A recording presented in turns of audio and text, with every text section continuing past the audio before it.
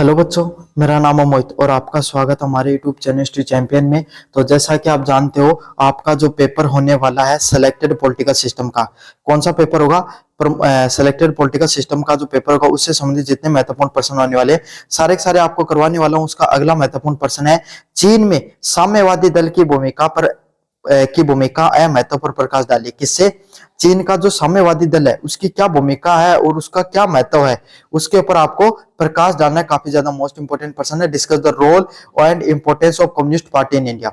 जो इंडिया के अंदर चाइना, सॉरी भाई, इंडिया के नहीं, चाइना की कम्युनिस्ट पार्टी इन चाइना के ऊपर अपने को बात करनी है। काफी ज्यादा मोस्ट इंपोर्टेंट पर्सन है, एग्जाम में जरूर से आता है, जरूर से कर लेना। साथ के साथ सभी बच्चों से रिक्वेस्ट है, प्लीज चैनल को सब्सक्राइब कर दो। 30,000 सब्सक्राइबर के अपन बहुत ज्यादा करीब पहुंच चुके हैं। आपका एक एक सब्सक्राइबर बहुत ज्यादा इंपॉर्टेंट है। खुद भी सब्सक्राइब करो और अपने दोस्तों से भी सब्सक्राइब करवाओ ताकि अपने 30,000 सब्सक्राइबर वो कंप्लीट हो सके। साथ के साथ कोने में जो व्यू प्रोडक्ट वाला ऑप्शन है, कौन सा ऑप्शन है? व्यू प्रोडक्ट वाला ऑप्शन है। इस पे क्लिक करके अगर फ्लिपकार्ट और मित्रा से कोई प्रोडक्ट खरीदोगे, सबसे ज्यादा डिस्काउंट आपको देखने को मिलेगा, तो जरूर से खरीद लेना। साथ के साथ डिस्क्रिप्शन में जो टेलीग्राम का लिंक दे रखा है, वहां पे जाकर अगर कोई पीडीएफ डाउनलोड करना चाहते हो, ये पीडीएफ आपको फ्री में हमारे टेलीग्राम चैनल पे मिल जाएगी, जरूर से पढ़ लेना भाई। चलिए शुरू करते हैं। चाइनीज कम्युनिस्ट पार्टी चीन की राजनीतिक व्यवस्था का मूल आधार है। मतलब जो चाइनीज कम्युनिस्ट पार्टी है सीसीपी, वो क्या है? चाइना है। जो चीन है उसकी जो राजनीतिक व्यवस्था है क्या है? जो चाइना की जो राजनीतिक व्यवस्था है उसका सबसे मूल आधार है। क्या है? उसकी सबसे मूल बिंदु है, उसका सबसे मूल आधार है। मतलब वहां पर एक ही पार्टी है, communist party, Chinese communist party, एक दलीय व्यवस्था है चाइना के अंदर, वही पूरी की पूरी व्यवस्था को चलाती है। 1949 में जनवादी गणराज्य चीन की स्थापना के बाद ये देश की प्रमुख व प्रभावशाली राजनीतिक दल है। 1949 में आपके सामने जनवादी गणराज्य चीन बनता है। क्या बनता है? जो चीन के अंदर अलग अलग प्रकार के मूवमेंट होते हैं, उसके बाद में ये आपके सामने जनवादी गणराज्य चीन की स्थापना होती है और उसके बाद में एक दलीय व्यवस्था को लागू किया जाता है। मतलब अपने भारत में तो क्या अलग अलग प्रकार की पार्टियां देखने को मिलती हैं, लोकल पार्टियां भी, हर राज्य की भी पार्टियां हैं, है ना, राष्ट्रीय पार्टियां भी हैं। तो इस प्रकार से भारत में तो बहुदल पार्टियों वाला सिस्टम है, लेकिन चाइना में एक दल पार्टियों का ही सिस्टम है। समझ में आ गया? चीन एक दलीय प्रणाली, सिंगल पार्टी सिस्टम की पहचान करता है। चीन क्या करता है? सिंगल पार्टी सिस्टम के हिसाब से काम करता है। क्या काम करता है?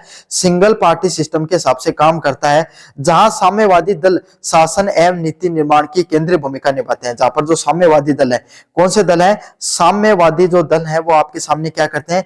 अलग अलग प्रकार की नीतियों के निर्माण के मुख्य भूमिका निभाते हैं। मतलब अलग अलग प्रकार की नीतियों का निर्माण करते हैं, उनकी मुख्य भूमिका निभाने का काम है।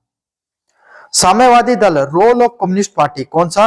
रोल ऑफ कम्युनिस्ट पार्टी का आपके सामने क्या योगदान है? पहला, राजनीतिक नेतृत्व, पॉलिटिकल लीडरशिप। साम्यवादी दल देश की समस्त नीतियों को निर्धारित करती है। जो साम्यवादी दल है आपके सामने, जो कम्युनिस्ट पार्टी है, कौन सी पार्टी है? कम्युनिस्ट पार्टी आपके सामने, वो क्या करती है? सारी की सारी प्रकार की जो नीतियां हैं, समस्त नीतियों को बनाने का काम करती है। अलग अलग प्रकार की जो नीतियां होती है उसको कौन बनाती है? वहां की जो कम्युनिस्ट पार्टी है वो। वहां पे अपने तो विपक्ष भी है, पक्ष भी है, ऐसा काम नहीं है। वहां पर एक ही पार्टी है, वही क्या करती है? सारी की सारी नीतियों का निर्माण करती है। राज्य के सभी महत्वपूर्ण निर्णयों का भी मार्गदर्शन किया जाता है। और जो राज्य होते हैं उसके सबसे जो जो महत्वपूर्ण निर्णय लेने होते हैं, वो सब महत्वपूर्ण निर्णय भी आपके सामने राजनीतिक नेतृत्व या राजनीतिक पार्टियों के द्वारा लिए जाते हैं। शासन पर नियंत्रण, दल सरकार की विभिन्न संस्थाएं, विधायपालिका, कार्यपालिका और सेना पर प्रभावी नियंत्रण रखता है। क्या रखता है? जो दल होता है, जो दल होता है, जो कम्युनिस्ट पार्टी है, वो क्या करती है? वहां की विधायपालिका, संसद हो गई, उसको भी अपनी कंट्रोल में रखती है। कार्यपालिका, वहां पर जितने सरकारी जो नौकरशाही जो सरकारी कर्मचारी हैं, उन पे भी कंट्रोल रखती है और सेना को भी कंट्रोल करने का काम करती है। क्या करती है? सेना को भी अपने नीचे कंट्रोल करती है और इन सब चीजों पर प्रभावी नियंत्रण है उसका। क्या है? सभी चीजों पर अपना कंट्रोल रखती है, सभी चीजों पर प्रभावी रूप से नियंत्रण है। और उच्च पदों की नियुक्ति दल की अनुशंसा से होती है। और जितने भी जो बड़े बड़े पद होते हैं, सभी बड़े बड़े पदों की नियुक्ति है वो किसके द्वारा की जाती है? भाई आपके सामने साम्यवादी पार्टी के द्वारा की जाती है। किसके द्वारा? साम्यवादी पार्टी के द्वारा की जाती है।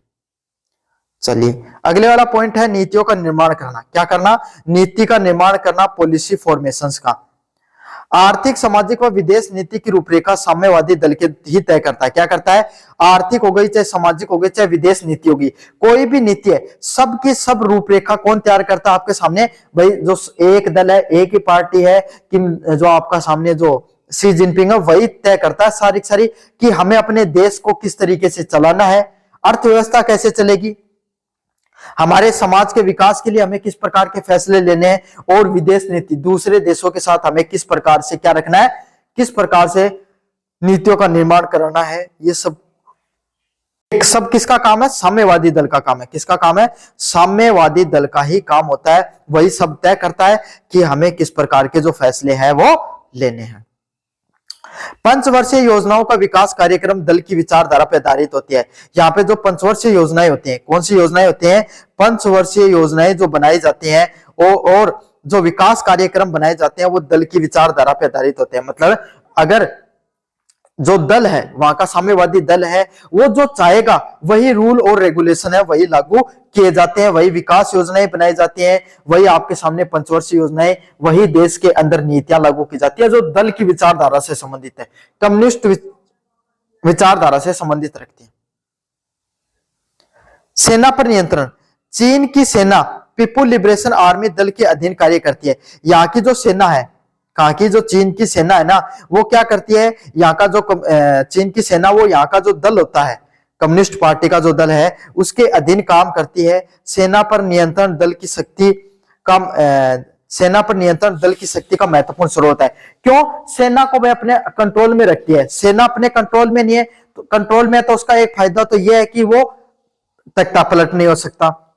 समझ में आ गया? दूसरी बात, सेना है उससे भाई आपके सामने जो जितने लोग होते हैं सेना में, वो पूरे देश की व्यवस्था और दूसरे देश की व्यवस्था को भी नियंत्रित कर सकते हैं। तो सबसे बड़ा काम जो पीपुल लिबरेशन आर्मी को कंट्रोल करने का जो कर रखा है कम्युनिस्ट पार्टी ऑफ चाइना ने, वो सबसे महत्वपूर्ण है। सेना इनके नियंत्रण में है, इसीलिए सारे के सारे काम है ये आराम से करवा लेते हैं। अगले वाला पॉइंट है साम्यवादी दल की का महत्व। साम्यवादी दल है जो, उसका क्या इंपोर्टेंस है? किसका? जो साम्यवादी दल है उसका क्या इंपोर्टेंस है? पहला है राजनीतिक स्थिरता। एक दलीय व्यवस्था होने के कारण चीन में राजनीतिक स्थिरता बनी रहती है। क्या होता है? सिर्फ एक दलीय व्यवस्था है। कैसी व्यवस्था है? एक दलीय व्यवस्था देखने को मिलती है। इसके कारण क्या होता है? चीन के अंदर जो राजनीतिक स्थिरता है वो बनी रहती है। क्या रहती है? चीन के अंदर किसी भी प्रकार का, भाई भारत में क्या है, कभी गठबंधन होगा, कभी आपके सामने चुनाव होंगे, कभी कुछ होगा, कभी कुछ होगा, विपक्ष नारेबाजी करेगा, सही से काम होता नहीं है ना, स्टेबिलिटी नहीं रहती है। लेकिन चाइना के अंदर भाई एक दलीय व्यवस्था है, सारे फैसले एक दल को ही लेने आपके सामने। तो एक दलीय व्यवस्था होने के कारण क्या होता है? चीन के अंदर जो राजनीतिक व्यवस्था है वो बनी रहती है, राजनीतिक स्थिरता बनी रहती है। समझ में आ गया आपको अच्छे से? अगले वाला पॉइंट है राष्ट्रीय एकता। दल देश में एकता व अखंडता बनाए रखने की महत्वपूर्ण भूमिका निभाता है। राष्ट्रीय एकता क्या होती है? सभी के सभी जो दल होते हैं, जो सभी के सभी दल होते हैं, है ना, सभी के सभी दल, क्या दल है ये देश में एक, और इसीलिए उसको क्या है, उसको पता है कि कौन सी योजनाएं बनानी है जो अपनी देश के लिए अच्छी है। दूसरी विचारधारा पनपती नहीं है, एक ही विचारधारा है जिसके अनुसार काम किया जाता है। तो इसीलिए देश में क्या है? एकता और अखंडता बनी रहती है। कोई देश में कोई देश विरोधी गतिविधि नहीं कर सकता है। इन सब चीजों से क्या होता है? बहुत फायदा मिलता है एक दलीय व्यवस्था होने का। आर्थिक विकास। दल के नेतृत्व में चीन की तीव्र विकास किया है, और कम्युनिस्ट पार्टी ऑफ चाइना है, इसके नेतृत्व में ना बहुत ज्यादा विकास कार्य हुआ है। आज पूरी की पूरी दुनिया के अंदर आपके सामने जितना भी जो रॉ मटेरियल है और जितना भी जो बिजनेस मटेरियल है, जितना पूरी दुनिया के अंदर माल सप्लाई करने का काम कौन करता है? चीन करता है। विश्व की प्रमुख अर्थव्यवस्थाओं के रूप में उभरा है, और इसी वजह से जो चीन है, चाइना है, वो पूरी दुनिया के रूप में, पूरी दुनिया में क्या है? एक प्रमुख अर्थव्यवस्था के रूप में उभरा है। किस रूप में उभरा है? प्रमुख अर्थव्यवस्था के रूप में आज वो जाना जाता है। समझ में आ गया? तो एक बहुत बड़ी आर्थिक अर्थव्यवस्था के रूप में अपन चाइना को इसलिए जान पाए हैं क्योंकि इसने क्या किया? बहुत तीव्र आर्थिक विकास किया है। वैचारिक दिशा। साम्यवाद, कम्युनिज्म, समाजवाद, socialism with the Chinese characteristic की विचारधारा को प्रोत्साहित करना दल की मुख्य उद्देश्य है। क्या होता है? समाज के विकास करना, और जो इनकी पार्टी की जो विचारधारा है, कम्युनिस्ट साम्यवादी जो विचारधारा है, इस विचारधारा को आगे बढ़ाना इस दल की क्या होती है? मुख्य लक्ष्य हैं। प्रमुख विशेषताएं क्या भाई? दल की सर्वोच्च संस्थाएं क्या? राष्ट्रीय कांग्रेस। दल की सर्वोच्च संस्था क्या है? राष्ट्रीय कांग्रेस है, वो आपके सामने इसकी प्रमुख संस्था होती है। केंद्रीय समिति व पोलित ब्यूरो के माध्यम से निर्णय को निर्माण करना। क्या करना? ये इनकी एक केंद्रीय समिति बनाकर रखते हैं। केंद्रीय समिति क्या होती है? जैसे अब बीजेपी होगी, कांग्रेस होगी, इनकी एक कमेटी होती है ना? और वो कमेटी क्या करती है भाई? जो इलेक्शन कमेटी बोल सकते हो, है ना, आईटी सेल बोल, इस प्रकार की कमेटी होती है जो क्या करती है? अलग अलग प्रकार के निर्णयों का निर्माण करती है। राज्य की सभी प्रमुख संस्थाओं पर प्रभाव। राज्य के अंदर जितनी भी जो संस्थाएं होती हैं, है ना, जैसे सेना हो गई, कार्यपालिका हो गई, संस्था होगी, है ना, संसद होगी, सब पे किसका कंट्रोल होता है? कम्युनिस्ट पार्टी ऑफ चाइना का। एक दल है, उसी का सब पे कंट्रोल रहता है। चीन में साम्यवादी दल केवल एक राजनीतिक दल नहीं है। चीन में जो साम्यवादी दल है ना, वो एक पॉलिटिकल पार्टी नहीं है, बल्कि पूरी शासन व्यवस्था का केंद्र है। क्या है? पूरी की पूरी जो शासन व्यवस्था चलती है उसका एक केंद्र है, उसका मुख्य बिंदु है। ये अलग अलग प्रकार की नीतियों का निर्माण करती है। प्रशासन, सेना व आर्थिक विकास सभी क्षेत्रों में महत्वपूर्ण भूमिका निभाती है। क्या करती है? अलग अलग प्रकार की नीतियों का निर्माण करती है, सेना को अपने कंट्रोल में रखती है, अलग अलग प्रकार के आर्थिक विकास कार्य करने हो, और सभी जितने भी जो महत्वपूर्ण निर्णय लेने हो, क्या करने हो? जितने महत्वपूर्ण निर्णय लेने हो, सबके सब महत्वपूर्ण निर्णय लेने का काम किसका है? सरकार का। इसकी नेतृत्व क्षमता, संगठन संरचना चीन की राजनीतिक स्थिरता और विकास के आधारशिला मानी जाती है। क्या होती है? इसकी जो नेतृत्व करने की क्षमता है, इसके जो नेतृत्व करने की क्षमता है, और संगठनात्मक जो संरचना है, वो क्या करती है? चीन की राजनीतिक स्थिरता प्रदान करती है। क्या करती है? चीन को राजनीतिक स्थिरता प्रदान करती है और विकास कार्यों को आधारशिला प्रदान करने का काम करती है। तो ये जो आपके सामने प्रश्न होने वाला है, चीन के साम्यवादी दल की भूमिका पर क्या भूमिका है और उसके महत्व पर प्रकाश डालिए। कैसा लगा वीडियो? जोर से बताना। चैनल को जोर से सब्सक्राइब कर देना।